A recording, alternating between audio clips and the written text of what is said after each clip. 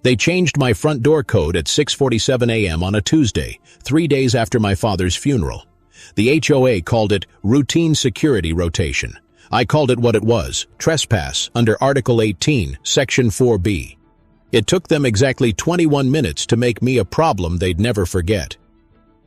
Welcome to HOA Society. I'm Nathan Cole, civil engineer out of Plano, Texas, homeowner, single dad, and reluctant expert in common interest law. If you're over 50 and tired of HOA drama, subscribe. We read fine print so you don't have to. Where are you watching from? Drop your state down below. Let's see which HOAs need daylight most. I'd bought the place on Birch Run Lane 5 years ago, after my wife passed from lymphoma. I wanted quiet. My daughter Emma was 9 then, and the cul-de-sac looked safe.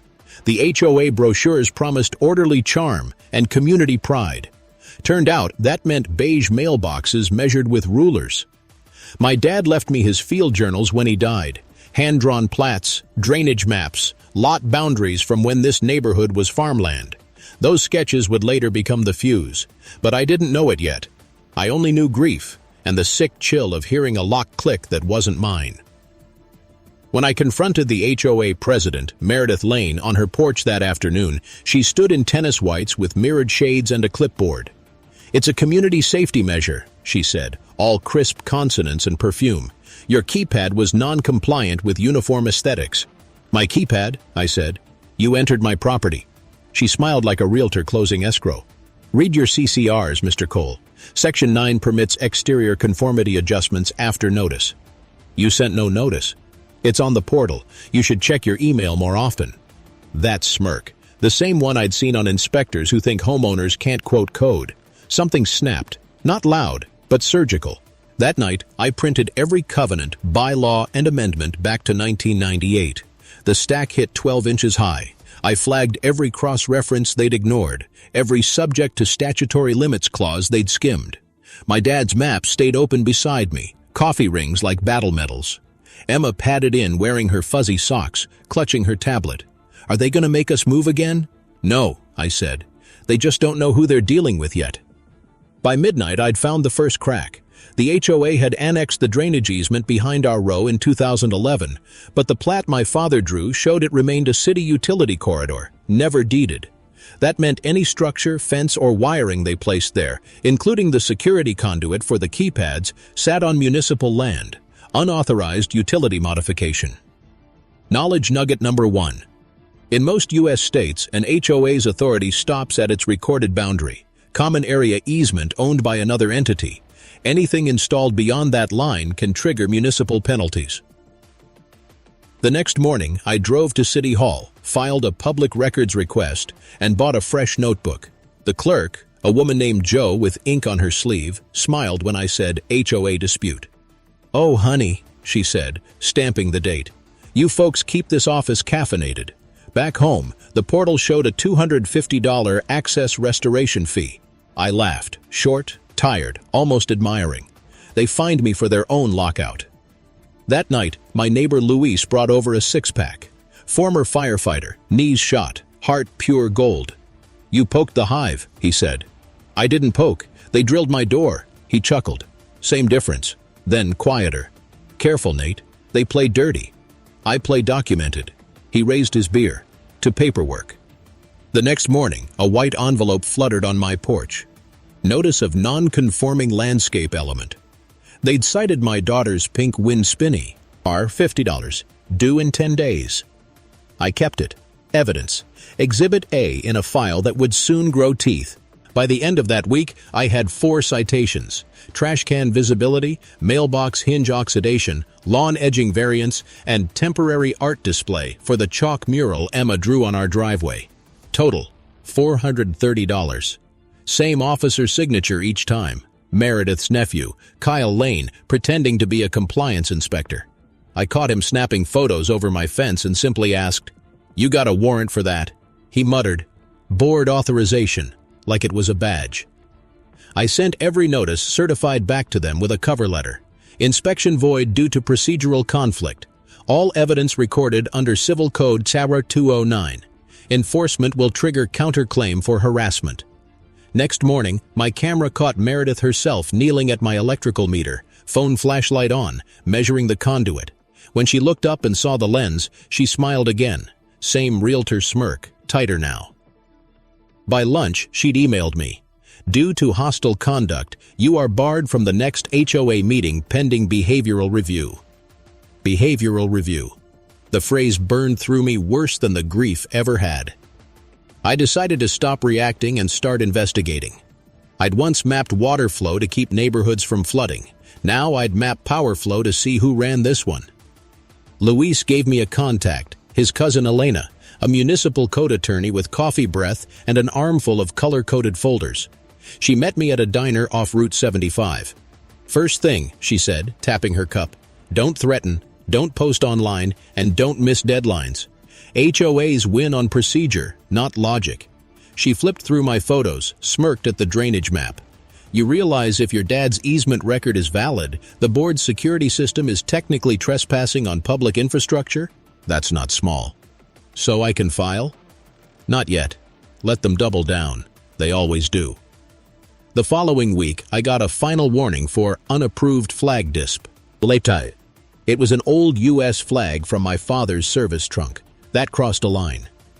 Emma asked why I took it down. I told her, because sometimes we let the bully think he's winning before we introduce the principal. If you've ever gone head-to-head with an HOA, ever had a letter taped to your door for something absurd, tell me your story in the comments. And if you haven't, take a note. Document everything. Someone else reading might need your example. By Friday, my binder had tabs, notices, photos, correspondence, maps, easement proofs, witnesses. I logged dates, signatures, and even the weather, because humidity affects ink, and courts love timestamps. Then something odd happened. A city pickup showed up, 2 workers checking that same conduit line Meredith had secured. They flagged it with orange tape. One of them muttered, "Who the hell buried live data fiber on municipal easement?" I took photos from my porch. That night, I printed out the county parcel overlay, laid my father's original plat atop it, and traced the lines. The HOA's new surveillance light posts, every one of them sat 2 feet inside city right-of-way. Knowledge nugget number 2, under Texas Local Government Code, Paragraph 552.221, any unauthorized modification of municipal infrastructure can void HOA liability insurance. The insurer can then rescind coverage retroactively, exposing the board members personally. The idea landed slow but heavy. Insurance. That was their Achilles' heel. When I told Elena, she leaned back, tapping her pen. If you can prove they misrepresented jurisdiction in their application, you can petition for insurer review. But keep it quiet. No letters yet. Let the board hang more lights. So I waited. I documented. And Meredith, confident behind her sunglasses, announced a security expansion initiative to add 10 new cameras and mandatory digital locks by May 1st. 10. That was 10 more violations, 10 more proof points. On April 17th, they posted the assessment notice, $187 per home, due in 15 days. I circled the line that read, "Coverage certified by Southline Mutual." Luis asked, "You sure you want to go nuclear?" "Not nuclear," I said. Just surgical. Late one night, Emma found me at the dining table again. "Mom used to say you could fix anything," she said. I swallowed. "I still can, just takes different tools now." Elena and I built the plan like engineers drafting a bridge, every beam cross-checked. She handled the filings, I handled the data. My father's plats weren't just sentimental. They had surveyor stamps from 1979, archived in the county recorder's basement. Legally admissible. To tie it together, I needed proof that the HOA's new security upgrade tapped power or data lines outside their boundary. So I bought a $29 voltage tester, a GoPro, and a city permit application form. The idea wasn't to fake anything, it was to watch them do it wrong. On April 25th, a Friday morning heavy with humidity, I stood outside as 2 contractors drilled near the streetlight. I asked if they'd pulled a municipal permit. One shrugged, said, "HOA president handled it." Perfect. I kept my tone casual. "Mind if I record this for my property log? State law's one-party consent." They nodded, not caring. That clip, time-stamped 10:37 a.m., would later save the neighborhood. Luis came by that evening, carrying tamales and a flashlight. "You really filming all this?" he asked. "Every second," I said. "HOA meetings are public records too." He laughed softly. "You'll either be a legend or a cautionary tale." When I uploaded the footage and overlaid it on the plat map, the coordinates matched the city easement exactly. The HOA had installed equipment without jurisdiction, violating both municipal code and their insurer's representations. Knowledge nugget number 3. Most HOA insurance policies recuse. Here, truthful disclosure of property boundaries and maintenance scope. False statements, even accidental, can void coverage. Without coverage, board members become personally liable for damages. That night, Elena texted, "We have them. File the packet quietly to Southline Mutual. Let them call me, not you." I did as she said, couriering the evidence in a brown envelope marked Confidential, Policy Inquiry.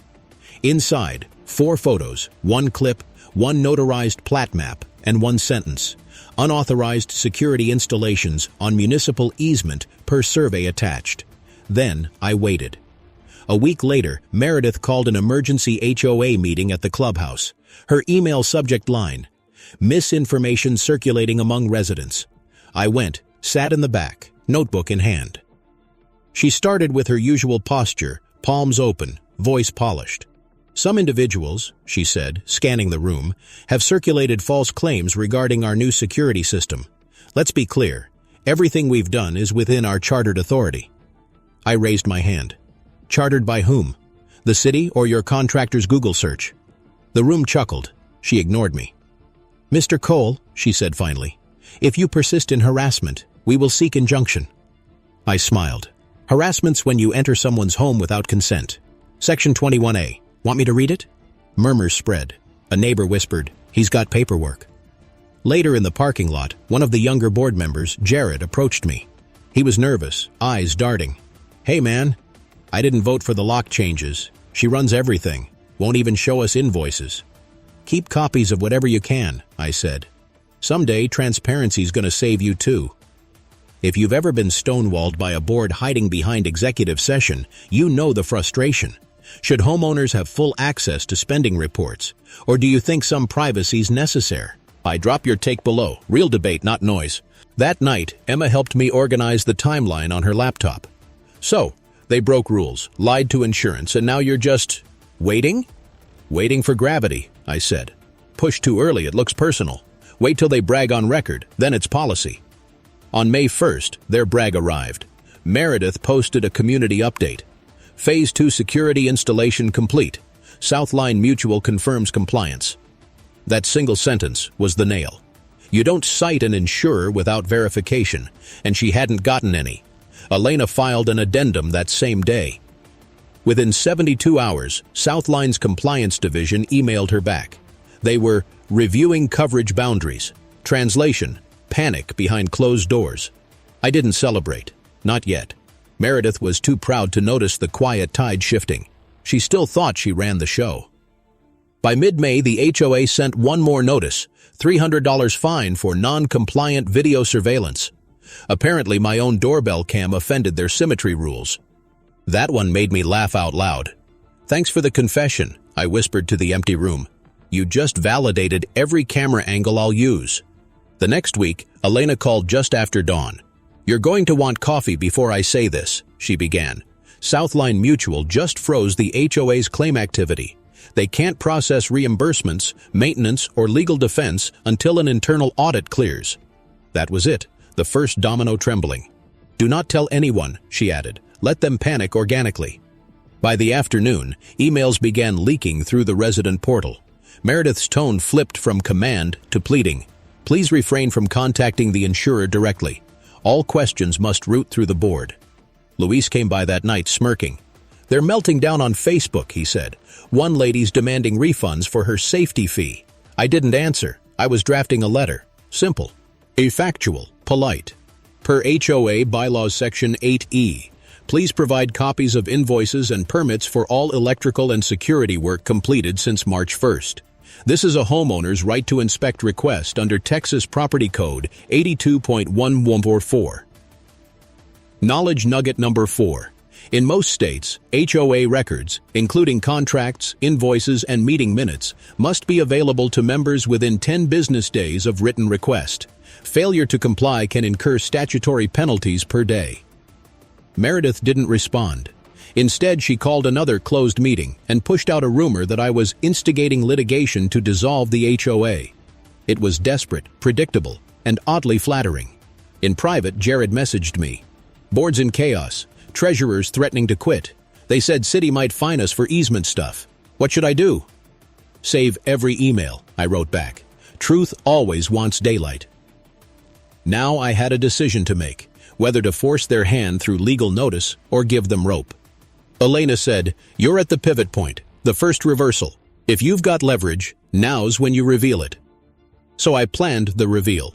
I requested to speak during the next open session, Wednesday, June 5th.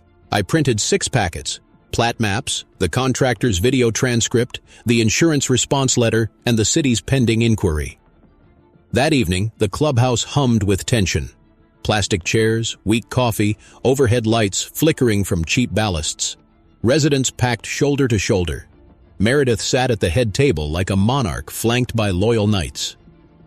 I waited for her to finish her script about community unity before I rose. "Madam President," I said, voice steady, "before you continue, I'd like to submit documentation for the record." She crossed her arms. "This is not an agenda item. It's about the security system," I said, "and about perjury." You could feel the air change. I placed one copy in front of each board member. "That," I said, "is a letter from Southline Mutual confirming a temporary suspension of your policy. The reason? Misrepresentation of property boundaries in your application, specifically the installations built on municipal easement." The room murmured. Meredith's face paled. I continued, "The city has already marked those conduits as unauthorized. If an injury occurred on that stretch, personal liability would fall to each voting board member, individually." One resident gasped. Another whispered, "She said we were covered." Meredith tried to regain footing. "You're misinterpreting internal documents. This is fear-mongering." Elena, seated quietly at the back, stood and introduced herself. "Actually, I'm counsel for Mr. Cole, and this is not fear-mongering. It's called due diligence." That was the moment. The first reversal. Leverage unveiled. Meredith banged her gavel. "Meeting adjourned." The residents refused to move. Someone shouted, "We want answers." Another said, "Is this why fees keep going up?" A local officer stationed for security stepped forward, resting a hand on his belt. "Ma'am," he said to Meredith, "you'll need to hear them out. It's a public session." The silence that followed was electric. Meredith sat down, trembling hand gripping her pen. "Fine," she said. 5 minutes. I didn't need 5. I showed the time-stamped video, the plat overlay, the fine notices, all projected from my laptop. The officer watched, nodding once. "Looks like your evidence checks out, sir." Visual beat number 1. The glow of that video reflecting off the stainless coffee urn, while the whole room leaned forward, the sound of a file folder snapping shut as I said, "This is what happens when power forgets its boundary." The next morning, word spread. Meredith went silent online, and 2 board members resigned for personal reasons. The insurer demanded a formal corrective plan within 30 days. That evening, Luis dropped by with a grin. "You detonated their illusion," he said. "What's next?" "Reform," I said. "But first, let's watch them sweat." Do you think homeowners should be able to buy out their HOA's insurance notes when boards abuse power? Or should the state regulate that? Drop your take below. I read every comment. By the following week, the retaliation began. Predictable, sloppy, and fully documented. First came a courtesy inspection from code enforcement, conveniently the morning after my HOA presentation. The inspector, red-faced and apologetic, said they filed a complaint about unpermitted structural work. He pointed at my shed. "You mind if I take a photo?" "Go ahead," I said. "Built in 2019, permit number 190487, posted inside." He read the tag, snapped the picture, and muttered, "They're wasting city time." Then came anonymous flyers on driveways. Certain homeowners jeopardizing neighborhood safety with false reports. My address circled in red ink. Luis called it what it was. Panic graffiti. "She's losing her grip, man," he said. "But she's not done." He was right. 3 days later, a wellness check showed up at my door. 2 officers, polite but confused. "We got a call saying your daughter might be home alone during school hours." Emma peeked from the hallway, lunchbox in hand. "Dad, what's happening?" I kept my voice even. "Someone's abusing the system. We're fine, officers." They nodded, embarrassed. One whispered, "Happens more than you'd think with HOA folks." I added it all to the log, dates, times, badge numbers. That night, Elena phoned. "Don't bite," she warned. "They're trying to make you reactive. Keep it clean, document, and let it pile." "I'm running out of patience," I said. "Good," she replied. "That means you're close." 2 weeks of harassment later, I woke to a fresh violation. Non-compliant mailbox height, 3.5 inches below standard. 75, I measured it. They were right, 3.5 inches, thanks to soil erosion, but the code allowed a 5-inch variance, another self-inflicted wound for them. If you've ever been buried in bogus fines, how far do you think an HOA should go before it becomes harassment? There has to be a limit. What's yours? On June 21st, I filed my own complaint. Pattern of retaliatory enforcement under color of authority. It went to the state's HOA Ombuds office, complete with a spreadsheet of 27 separate incidents, all cross-referenced to board communications. The summer heat thickened. Cicadas screamed outside while printers hummed inside. The binder grew to 2 inches, labeled Case File, Birch Run HOA. At 9 p.m. that night, Luis and I sat on the porch, beer sweating on the railing. "You know, Nate," he said, "you could have just sold and walked away." I stared at the file box. "Then they'd do it to the next guy." He nodded slowly. "You sound like your old man. He used to say, 'Land doesn't just belong to you, it trusts you.'" A week later, the stress finally hit. I woke at 3 a.m. to a noise, metal scraping at the door. Heart pounding, I grabbed my phone and hit record. The porch light flicked on, catching a shadow that darted away. Footsteps on gravel. The next morning, I found scratch marks near the keypad. Attempted tampering. I called the police, filed a report, and sent copies to the insurer and the ombuds. The officer, same one from the meeting, took notes. "Seems like intimidation," he said. "Seems like desperation," I corrected. That day, Elena sent me a brief email. "Audit results in. Southline confirms non-compliance. Policy cancellation effective July 1st. The dominoes were lined up. I just had to flick one finger. I printed a single-page statement of the insurer's findings, laminated it, and slid it into the same binder that held every fine and citation. This was my sword and shield. Visual beat number 2. The binder snapped shut with that solid plastic click. Papers compressed, tabs lined, final form of order forged from chaos. Emma wandered in and asked, "Does this mean it's over?" "Not yet," I said, sliding the binder into my backpack. "But it means the truth is officially on record." I stared out the window toward the clubhouse, its porch light still glowing like an empty stage. "Next meeting," I said. "That's where this ends." The next HOA meeting was set for July 3rd, ironically 2 days before Independence Day.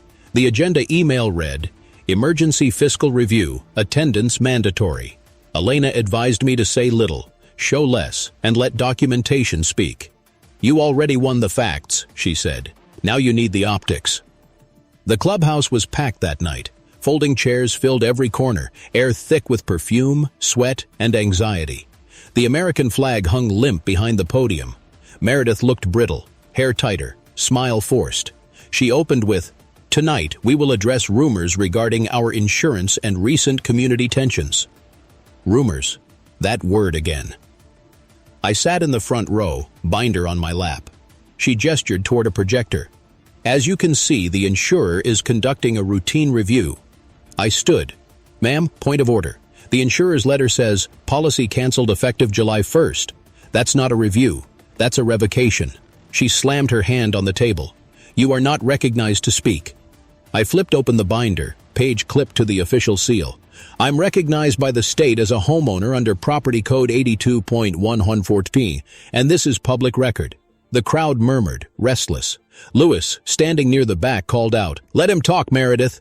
She hesitated, eyes darting to the uniformed officer at the door, the same one who'd handled my trespass report. He nodded. "He's within rights to speak, ma'am." That single nod changed everything. Neutral authority, live validation. I stepped forward, voice calm but carrying. "Every one of you was told this community was protected under comprehensive liability coverage. That statement was false. The insurer found your board built electrical and security structures on municipal land, voiding your entire policy, meaning if anyone was injured, you, the residents, could be personally liable." Gasps. A few shouted questions. I held up the laminated report. "This isn't my opinion. It's their audit. Filed June 28th, confirmed July 1st. You can call Southline Mutual yourself. Reference case number 22901B. Meredith's jaw clenched. "This is defamation. Truth is an absolute defense." Elena's voice rang from the back. She stood wearing her gray blazer, a legal pad in hand. "For the record, I have copies of all correspondence between the HOA and the insurer. They show deliberate misrepresentation of boundaries, unauthorized assessments, and retaliatory fines." The officer stepped closer to the dais. "Ma'am," he said to Meredith, "I'd advise you to stay seated while they finish." She did. Barely. I set the binder on the table beside her. "This is everything. Videos, permits, violations, timestamps. You'll find your own signatures next to the dates those lights were installed. You can verify or deny, but the paper doesn't lie." Silence. The fluorescent hum filled the space. Then a voice from the crowd, a woman named Carol, longtime resident, asked, "Are we uninsured right now?" "Yes," I said, "until new leadership restores compliance and coverage." Luis muttered, "Well, that'll be soon." Meredith's voice cracked. "You don't understand. Those systems were for safety, for the children. For your nephew's side contract," I said softly. "Filed under his LLC, Lane Compliance Services, 3 days before you approved the installation. Public record." She froze. The room erupted. Shouts, questions, chai, or scraping. Visual beat number 1 from earlier, the glow off the coffee urn, now echoed in real time, replaced by the cold glare of phone cameras recording every second. The officer raised a hand. "Folks, calm down." Meredith finally whispered, "You'll regret this, Nathan." I looked her straight in the eye. "Maybe, but I won't regret defending my home." The gavel she tried to lift shook in her hand. When she finally brought it down, the sound was hollow. As the meeting dissolved, Elena leaned in. "This is your leverage secured. You've just completed your first reversal." "Feels like it," I said, breathing slow. She smiled. "Now comes the negotiation. Let them stew, then offer reform instead of ruin." I nodded. "I'll give them a deal, one that actually serves the people who live here. What about you? If you had the leverage to dismantle your HOA after years of abuse, would you burn it down or rebuild it fair? I want to know. Comment below." Outside, the Texas night pressed hot against my skin. Luis clapped my shoulder. "She's finished," he said. "Not finished," I corrected, "just exposed." The fallout started before sunrise. My phone buzzed nonstop, neighbors forwarding mass emails, screenshots, whispers. By 8 a.m., half the board had resigned. Meredith's official statement arrived at 8:47. "Effective immediately, I am taking a temporary leave of absence for health reasons." I forwarded it to Elena. Her reply was one word: predictable. But we both knew a vacuum could be dangerous. A few opportunists were already scheming to fill her seat. That's why I had to move fast. Leverage before chaos. I met with the city compliance officer that afternoon, binder in hand. He reviewed my documentation, nodded through each page, then said, "We're opening a formal inquiry. You've done half our job for us. Just make sure it sticks," I told him. "It will," he said, stampies. The intake form. Case number 19-07-85. Expect public findings within 30 days. That stamp, thick ink bleeding slightly through the page, felt like the sound of justice beginning its slow turn. By that weekend, word had spread to a local paper. The Plano Chronicle ran a small piece. HOA faces insurance cancellation over boundary breach allegations. Just enough light to make them sweat harder. At the next informal gathering, a potluck that replaced the canceled July 10th board meeting, Luis handed me a plate of ribs and said, You realize you're kind of a folk hero now, right? I snorted. Heroes sleep better than I do. He grinned. Maybe after the second reversal. That phrase lingered. The second reversal. The reform deal. The part that would turn this from personal victory into structural change. Elena helped me draft it. She called it the Charter Restoration Agreement. It demanded term limits for all board members, 2 consecutive terms max. Mandatory independent annual audit of HOA funds. Open records posting of all meeting minutes and contracts within 72 hours. A rollback of security assessment fees to residents. The creation of an ethics committee. 3 elected homeowners, non-board, with review power over enforcement actions. In exchange, I'd withdraw my complaint to Southline Mutual and assist in the reinsurance process, essentially saving the community's legal status. Before we could present it, though, Meredith re-emerged, briefly. She called a special session on July 15th, trying to claw back control. When I arrived, she looked exhausted but still dangerous, like a cornered cat. "You think you can rewrite the bylaws, Mr. Cole?" she hissed.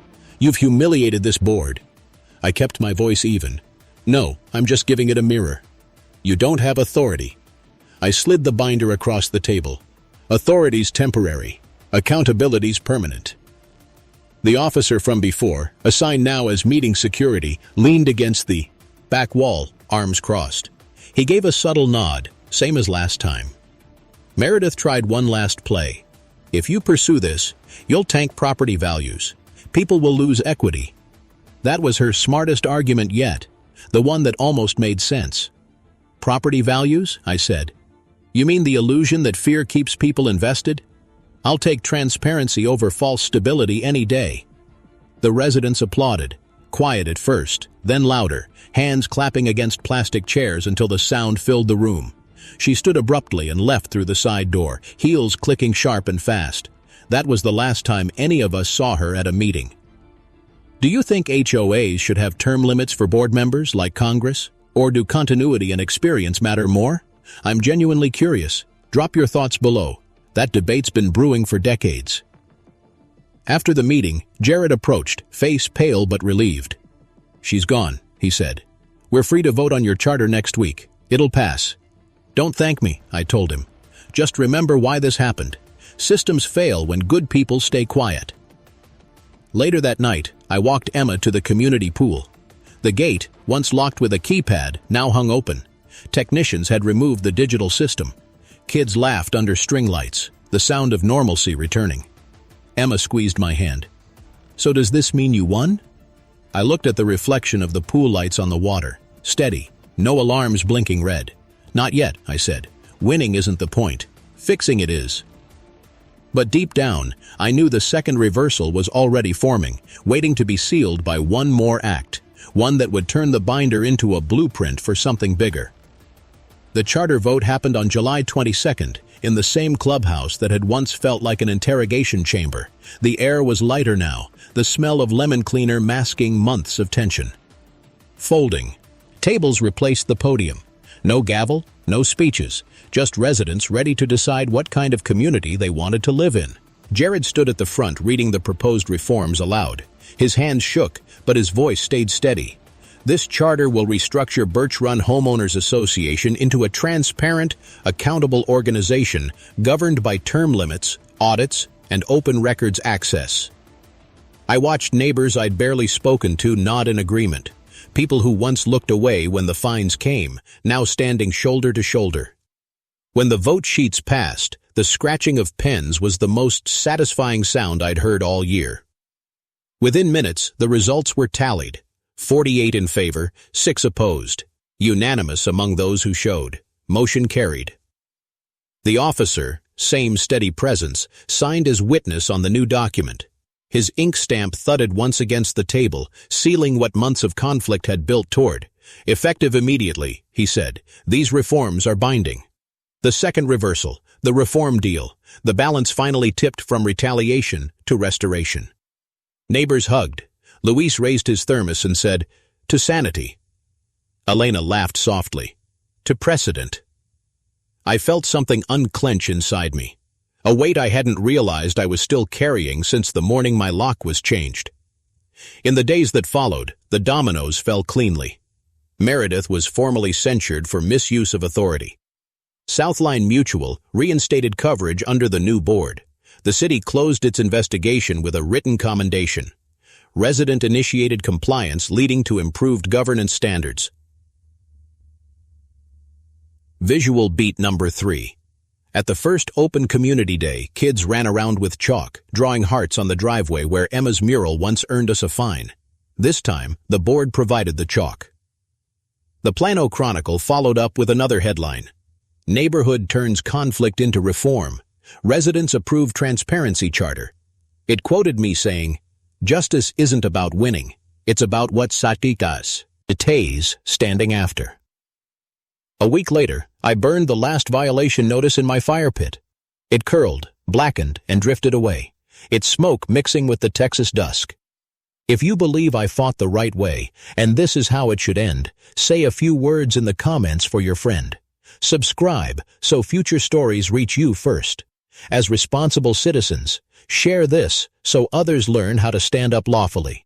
That's on us. After everything, I didn't keep the binder on a shelf. I donated it to the local library, labeled Community Reform Case File 2025. It sits in the civic section now, beside city maps and council minutes, open for anyone to copy. Emma and I planted a small garden by the mailbox, right where they once measured grass height with rulers.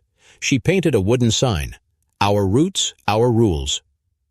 The new board sent a thank you letter last month, signed by Jared and 2 new members, inviting me to serve on the ethics committee. I declined. I told them, the best kind of power is the kind you don't need anymore.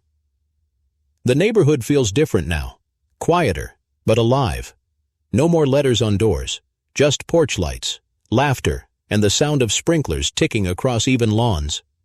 Sometimes, on late walks, I still hear the faint echo of a lock click from that first morning, a reminder of what started it all. But it doesn't sting anymore. It just reminds me that order without justice is nothing but noise. And as I look across Birch Run Lane, porch lights glowing in symmetry for once by choice, I whisper to myself, case closed. Next case, a retired teacher in Garland says her HOA sold her parking space twice. Something tells me that story's just beginning.